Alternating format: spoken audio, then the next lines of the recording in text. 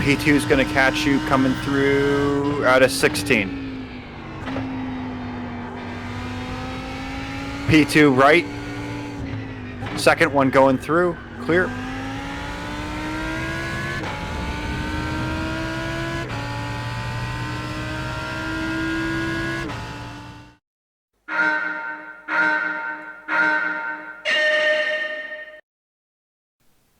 We've put another 12-hour endurance race in the books. This was my second one, this time at the historic Sebring International Raceway down in Florida. 17 turns, and all of them pretty unkind.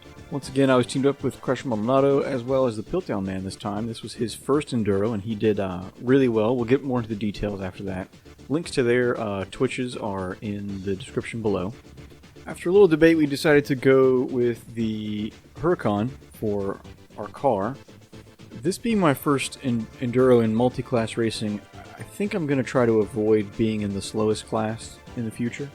It really makes it really hard to get a rhythm. You spend so much time trying to give room to all the faster class cars that you never really find a groove to get into. It might be for some people, but it's not for me. Which isn't to say that GT3 isn't fun. It's actually probably the most fun in Sims. It's just not as good in the multi-class races. I'm already sort of looking forward to the Watkins Glen 6 hour and maybe trying to drive one of the GTLM cars there. I was thinking about either the Corvette or the Ferrari, as they feel pretty good. We'll have to find us a teammate and then sort of argue about what we're going to pedal around. Overall, the race went pretty well again, I think. Pilt started the car, which was, I think, pretty brave of him for it being his first endurance race, in multi-class no less.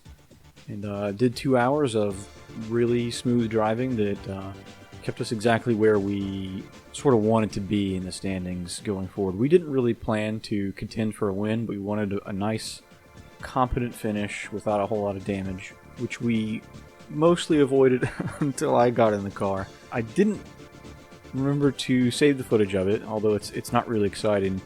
Going into turn 5, the GTDs have to brake there. The LMs do not, at least from what I've seen.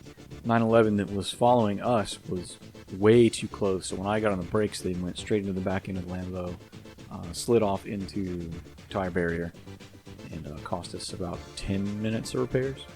And Crasher hopped in for his first stint. He did great, put down some really fast lap times. He had the fastest lap of the three of us.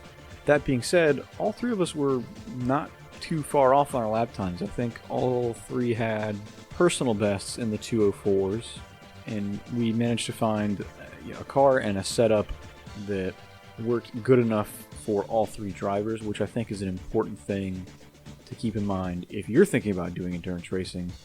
Just because one person can crank out really fast lap times with that setup doesn't mean it's a good option, because if your other two drivers can barely keep it on the track, you're going to have to find some way to compromise and make the car feel a little more stable.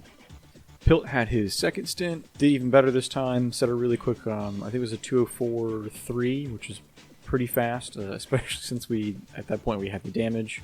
I hopped in for my second stint, and this is where I learned a really important lesson about driver exhaustion. When I say exhaustion, I don't mean physical exhaustion. It's not too terribly hard to do sim racing. It's a little physical, but nowhere near compared to the real thing. This is more of a mental thing.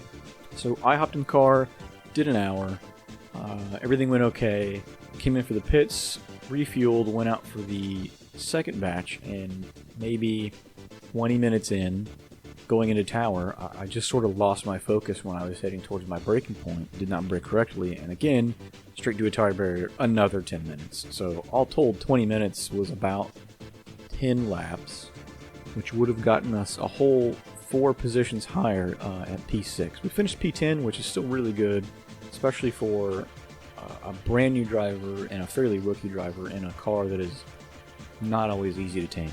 The lesson is that you really have to manage your mental state when you're doing these really long races, because you're only driving for 2 hours, which really isn't that bad, but then you spend a lot of time spotting for the other driver, and you never really have a moment to turn off.